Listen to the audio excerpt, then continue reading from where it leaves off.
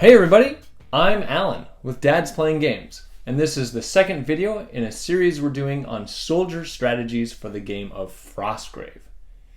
Be sure to check the details below for links to our other Frostgrave content, and there you'll also find timestamps in case you want to jump ahead or behind to a specific point in the video.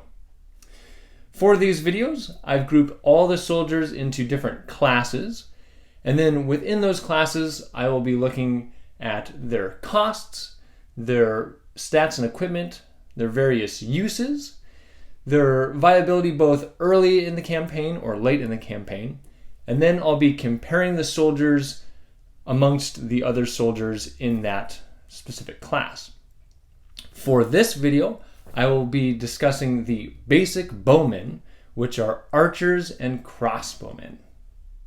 Originally, this video was planned to be called Basic Soldiers and would have also included the infantrymen in the discussion.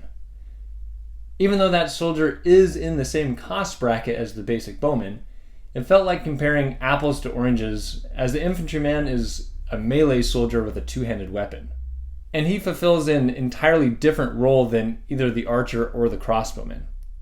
So he'll be discussed in a later video. For now, we'll move on to our discussion about Basic Bowmen, starting with their cost to hire. The archer and the crossbowmen both request 50 gold crowns to join your warband, which makes them the cheapest ranged soldiers in the game. And at their cost, that means you should be able to recruit a few of them even at the beginning of a campaign. Next, we'll move on to the stats and equipment of these two soldiers, which are exactly the same with the exception of their primary weapons, which we'll discuss a little later in the video.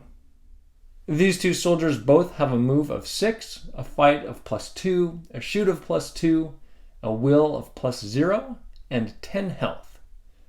They wear leather armor, which gives them an armor stat of 11, and in case they find themselves in melee combat, they carry daggers as backup weapons, which deal -1 damage on a successful hit.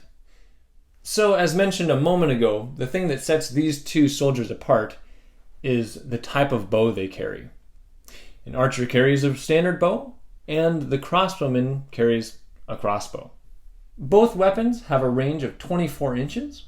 The archer's standard bow can be used every turn and causes normal damage, whereas the crossbow deals +2 damage on all successful hits, but must be reloaded after every shot.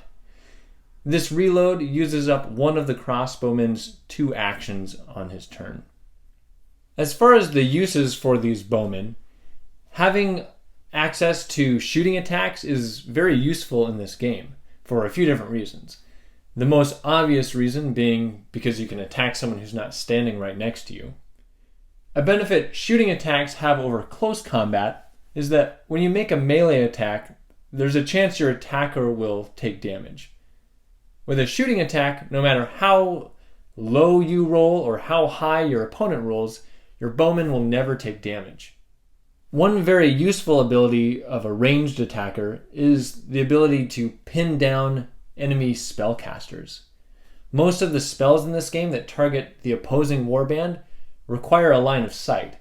So if you can keep your opponent's spellcasters cowering behind walls and piles of rubble, you can prevent them from using some of their offensive spells, or make them pay when they do.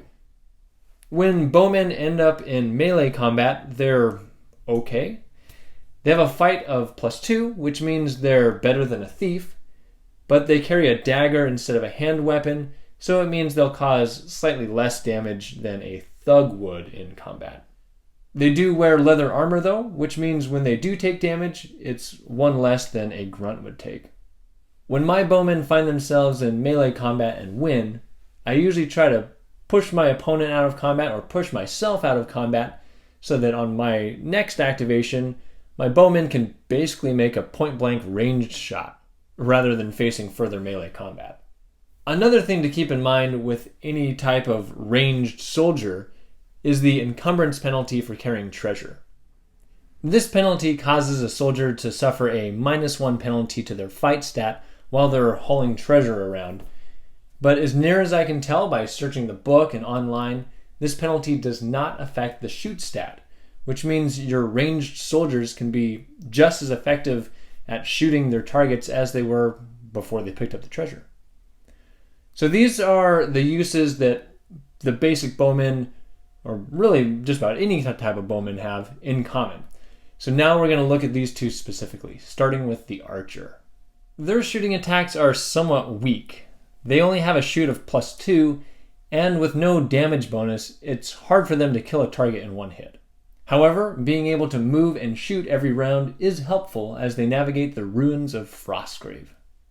Even though their shot is weaker than a crossbowman's, they'll typically fire more arrows over the course of a battle, so that might make up for that weakness.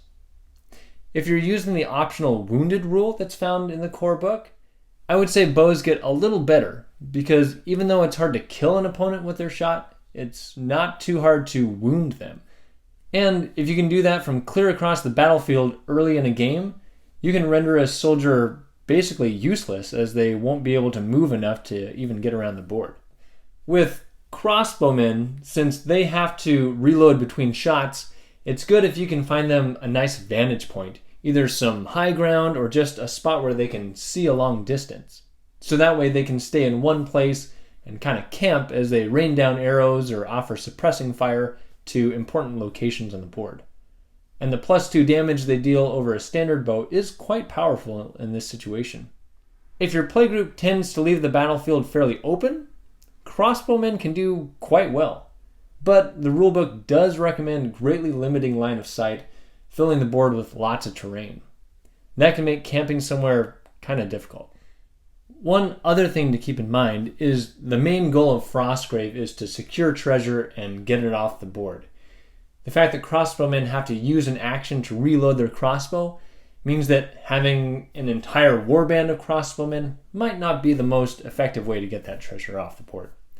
As far as the viability of these soldiers at different points in the campaign, when you first start out, you should be able to purchase a few of them, which, since most of your warband will be the grunts, thugs, and thieves, having some ranged options is pretty nice to have at that point. Later in the campaign, both the archer and the crossbowman will get passed up, as you'll be able to hire some better bowmen. However, these basic bowmen might still be in your warband later in the campaign for two different reasons. One is, since they're ranged soldiers, they often don't end up in close melee combat, which means they won't necessitate replacement like thugs and some of the melee soldiers might. Also, the highest shoot stat of any soldier in the game is only +3. So archers and crossbowmen can still decently fill their role as the ranged soldier late in a campaign. Now to the comparison. Which of these two soldiers is better? This question hinges somewhat on personal playstyle. If you prefer a run and gun offense, you'll gravitate towards the archer. If you prefer to camp and snipe, you'll gravitate towards the crossbowmen. Crossbowmen, with their extra damage, can be powerful assets to a warband. But I often find my crossbowmen wandering around trying to reload and find open shots. Archers are kind of weak, but they're able to move around the battlefield and continually rain down arrows.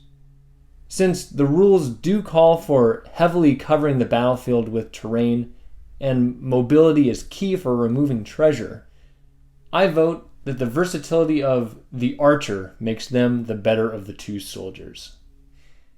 And those are my opinions about the basic bowman.